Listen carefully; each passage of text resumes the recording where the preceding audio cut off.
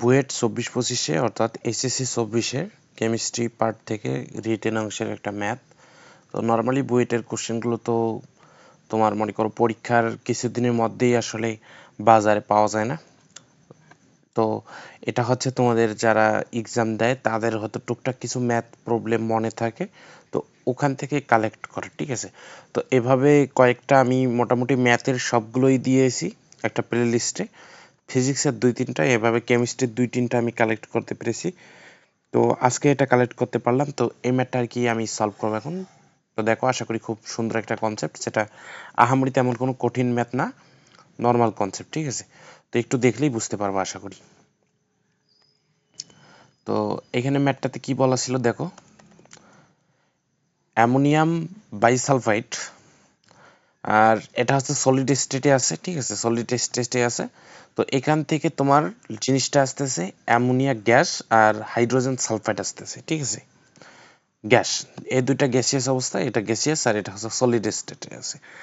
তো প্রথমত স্টেটগুলো নিয়ে বুঝতে হবে যে আসলে এই কেপিকেসির ব্যাপার স্যাপারে কিন্তু সলিড আছে না গ্যাস আছে, এই জিনিসটা কিন্তু খুবই ইম্পর্টেন্ট, ঠিক আছে। তারপর কি বলছে, 6.21 গ্রাম অ্যামোনিয়াম বাইসালফাইড আর 4 লিটার দ্রবণে দ্রবীভূত করে 700 ডিগ্রি সেন্টিগ্রেড তাপমাত্রাতে 0.9 অ্যাটমসফিয়ার চাপে। এটা কি বলছে, সাম্য অবস্থা অর্জিত হলে সাম্য ধ্রুবক কত, অর্থাৎ সাম্য ধ্রুবক বলতে কেপিকেসি তুমি যদি দুইটা বের করতে পারো তাহলে ভালো হয়, ঠিক আছে। তো আমরা যদি রিয়াকশনটা একটু লিখি, সেটা হচ্ছে কিরকম, রিয়াকশনটা অ্যামোনিয়াম, আর এখান থেকে কি আসতেছে, অ্যামোনিয়া গ্যাস আসতেছে, ঠিক আছে, অ্যামোনিয়াম গ্যাস আসতেছে, প্লাস এখান থেকে আসতেছে হাইড্রোজেন সালফাইড আসতেছে, এটাও কিন্তু গ্যাসিয়াস অবস্থা, আর এইটা তোমার সলিডিয়াস ছিল, ঠিক আছে, সলিডিয়াস ছিল। তো এটা হচ্ছে নর্মালি তোমরা জানো এই রিয়াকশনগুলো কিভাবে করা লাগে। তো আমরা যেটা ধরবো সেটা হচ্ছে টি ইনিশিয়ালটা ধরবো, ঠিক আছে। টি ইনিশিয়াল বলতে টি যখন 0 তখন এইটা কতটুকু ছিল, বলে আমরা যদি বের করি তোমাদের কতটুকু ছিল দেখো তো, এত গ্রাম ছিল। তো এটা হচ্ছে তুমি জানো, আমি হচ্ছে ব্যাক ক্যালকুলেশন না সরি, এটা হচ্ছে এক্সট্রা ক্যালকুলেশনগুলো এখানে করব। এন হচ্ছে WM, তো আমরা হচ্ছে এন অফ এইটা বের করব, ঠিক আছে, অ্যামোনিয়াম বাইসালফাইডটা বের করব। তাহলে ডাব্লিউ কতটুকু আছে, 6.219 গ্রাম। এটার এম আমরা যদি টোটাল এমটা বের করি, এটা আমি আগে বের করে রেখেছিলাম, এটা হচ্ছে 51 আসতেছে, ঠিক আছে। তো এখান থেকে তুমি কত মোল পাবা, 0.122 মোল পাবা, ঠিক আছে। তো ইনিশিয়ালি তোমার ছিল কিন্তু 0.122 মোল। আচ্ছা, এই ডাটাগুলো আমি অন্য একটু কালার দিই, তাহলে তোমার জিনিসটা আরো সুবিধা হবে।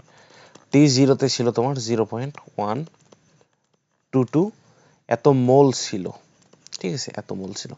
এরপর কি হয়েছে, টি যখন 0 তখন কিন্তু এই পরিমাণটা কিন্তু 0 ছিল, অর্থাৎ এখানে কিন্তু এখনো কোনো কিন্তু প্রডিউস হয়নি, যেহেতু আমার কোশ্চেনে কিছু বলা নেই।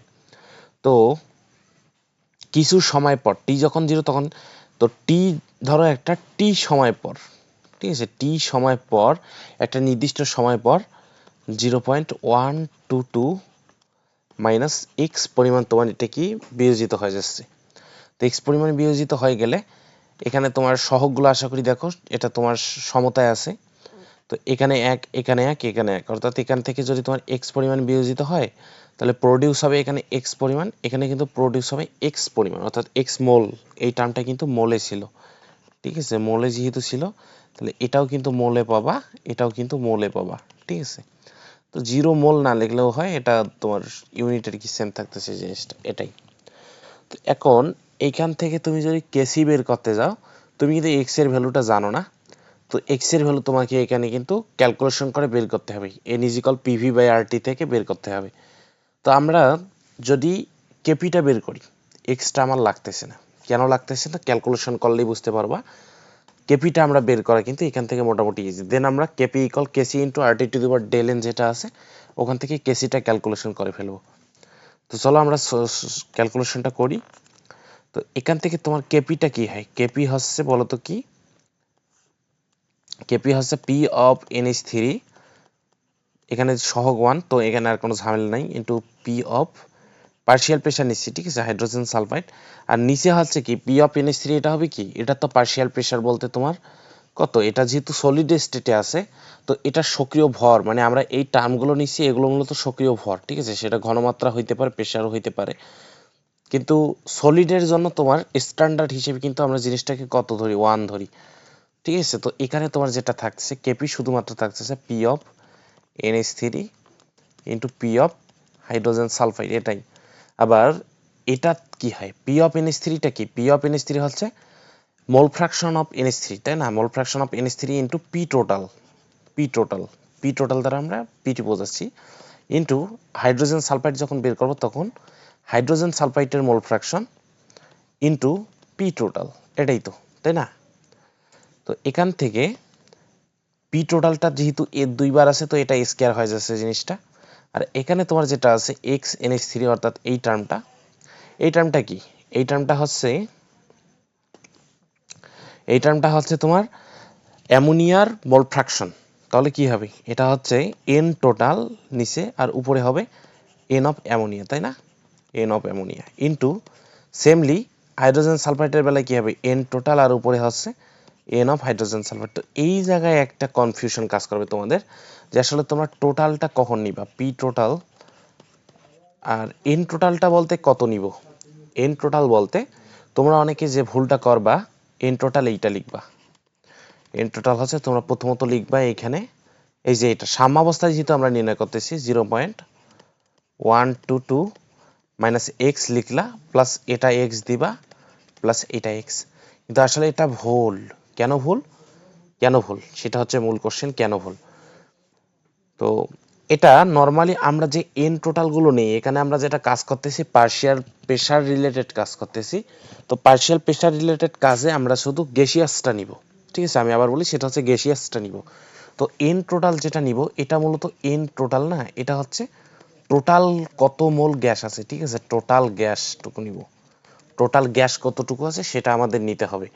তো এখানে এটা তো সলিড স্টেট, তো এটার মোলটা বাদ যাবে, তাহলে এন টোটাল কি হবে, এন টোটাল হবে তোমার কিন্তু শুধু এই যে হাইড্রোজেন সালফাইড আর অ্যামোনিয়া অর্থাৎ এক্স প্লাস এক্স, 2x, ঠিক আছে, 2x। তাহলে আশা করি তোমরা বুঝতে পারছো এখানে 2x আর উপরে এন অ্যামোনিয়া হচ্ছে x পরিমাণ ইন্টু এন টোটাল অর্থাৎ 2x, উপরে হাইড্রোজেন সালফাইডও কিন্তু x পরিমাণ আছে, কিন্তু এই যে এখান থেকে কিন্তু তোমরা বুঝতে পারতেছো জিনিসটা। তো এটা ক্যান্সেল আউট, তাই না, তাহলে এখানে তোমার থাকতেছে কি বলো তো, পি টোটাল কত, পি টোটাল কোশ্চেনে বলা ছিল টোটাল প্রেশার হচ্ছে তোমার 0.9 অ্যাটমসফিয়ার। তো এখানে তুমি জিনিসটা এখন লিখতে পারো সেটা হচ্ছে 0.9 এর উপর স্কয়ার হবে, আর এখানে তোমার যেহেতু আছে 1/2 ইন্টু 1/2 অর্থাৎ 1/4 হবে, ঠিক আছে। তো এখান থেকে ক্যালকুলেট করে কেপিটা কত আসতেছে 0.2025। এটার হচ্ছে অনেকের ইউনিট নিয়ে অনেকে ঝামেলা করে, কিন্তু এটা হচ্ছে কি, এটা হচ্ছে একটা তোমার সমালোচিত বিষয়। এটা তোমার সক্রিয় ভর, ঠিক আছে, সক্রিয় ভর একটা তোমার আপেক্ষিকতা, অর্থাৎ এটা হচ্ছে হাজারি স্যারের বই অনুযায়ী এটা হচ্ছে একটা রেশিও, ঠিক আছে। আমরা হচ্ছে যে কোনো একটা একক তোমার ভর দ্বারা ওই ভরটাকে ভার করি, তো ইউনিটগুলো কাটা যায়, তো ওখানে হচ্ছে তোমার হাজারি স্যার সম্ভবত এই হাজারি স্যার অনুযায়ী এখানে তোমার হচ্ছে ইউনিট নাই, আবার অন্যান্য বই তোমার ইউনিট আছে। তো এটা হচ্ছে তুমি যদি ইউনিট নিয়ে তোমার কিন্তু কোনো মার্ক আউট করবে না, ঠিক আছে, অর্থাৎ এখানে ইউনিট দেওয়া না দেওয়া নিয়ে একটা তোমার বিতর্ক একটা আছে। তো এটা হচ্ছে গেল, এটা হচ্ছে আমার কেপি, এটা কেপি। অ্যান্ড কেসির বিষয়টা যদি বলো, কেপি ইকুয়াল, তুমি সম্পর্কটা জানো, এটা হচ্ছে KC into RT to the power del N, যেহেতু আমার ডেল এন, এখন আমি এখানে একটু মডিফাই করব, সেটা কীরকম, এখানে যে ডেল এনটা আছে, ডেল এন বলতে কি বোঝায়, ডেল এন হচ্ছে বিক্রিয়কের মোল সংখ্যা মাইনাস উৎপাদের মোল সংখ্যা, কিন্তু এখানে আমি যেটা অ্যাড করবো সেটা হচ্ছে ডেল এন জি, এটা কিন্তু কোথাও পাবা না, এটা হচ্ছে জাস্ট একটা ধারণা দিচ্ছি, সেটা হচ্ছে ডেল এন জি দ্বারা কি বোঝায়, অর্থাৎ তুমি যে ডেল এনটা বের করবা ওটা শুধুমাত্র গ্যাসের ক্ষেত্রে বের করবা, কারণ এই সূত্রটা প্রতিপাদন করা হয়েছে সবগুলো তোমার বিক্রিয়ক এবং উৎপাদ যতগুলো আছে সবগুলোকে তোমার গ্যাস ধরেই কিন্তু এই সূত্রটা প্রতিপাদন করা হয়েছে।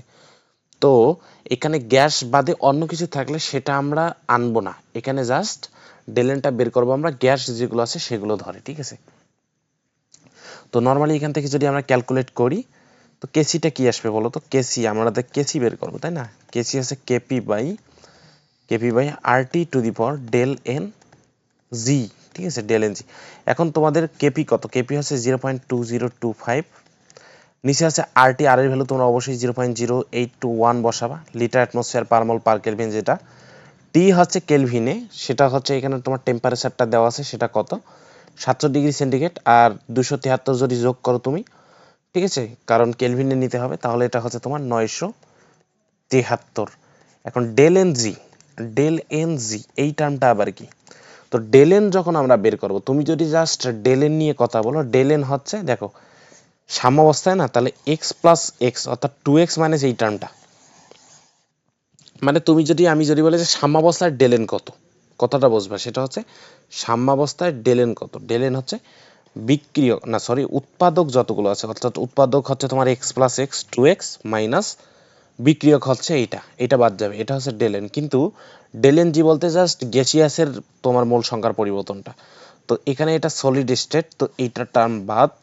তো এই দিকে অর্থাৎ বিক্রিয়কে কিন্তু গ্যাস নাই, অর্থাৎ বিক্রিয়কে গ্যাসের মোল সংখ্যা 0, তাহলে উৎপাদের মোল সংখ্যা মাইনাস বিক্রিয়কের মোল সংখ্যা অর্থাৎ 2x, শুধু 2x হবে, ডেল এন জি শুধু 2x হবে, অর্থাৎ x প্লাস এক্স মাইনাস 0।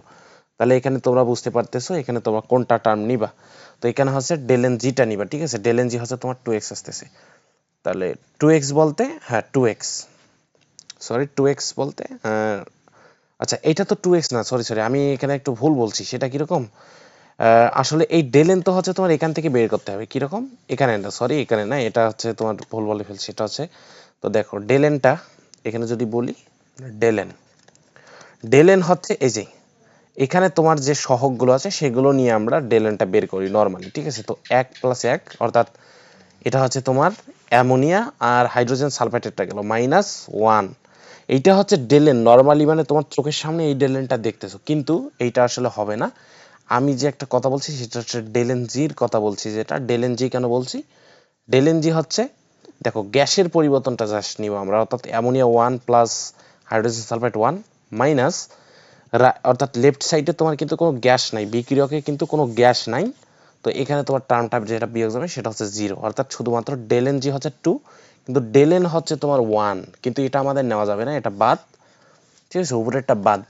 আমরা কিন্তু এই ডেল এন জি অর্থাৎ 2 নিয়ে কাজ করব। তাহলে এখানে আমি যদি ডাটাটা বসাই, এই যে এখানে ডাটাটা বসাই, তো এখান থেকে তুমি কেসি কত পাবা? কেসি পাবা 3.17 ইন্টু 10 ইনভার্স 5 পাবা, ঠিক আছে, এটাই হচ্ছে অ্যান্সার। তো এই সুন্দর একটা কনসেপ্টের ম্যাথ, তো আশা করি তোমরা ম্যাথটা বুঝেছো। তো ভিডিওগুলো ভালো লাগলে অবশ্যই চ্যানেলটা সাবস্ক্রাইব করে রাখবা, ঠিক আছে, ধন্যবাদ।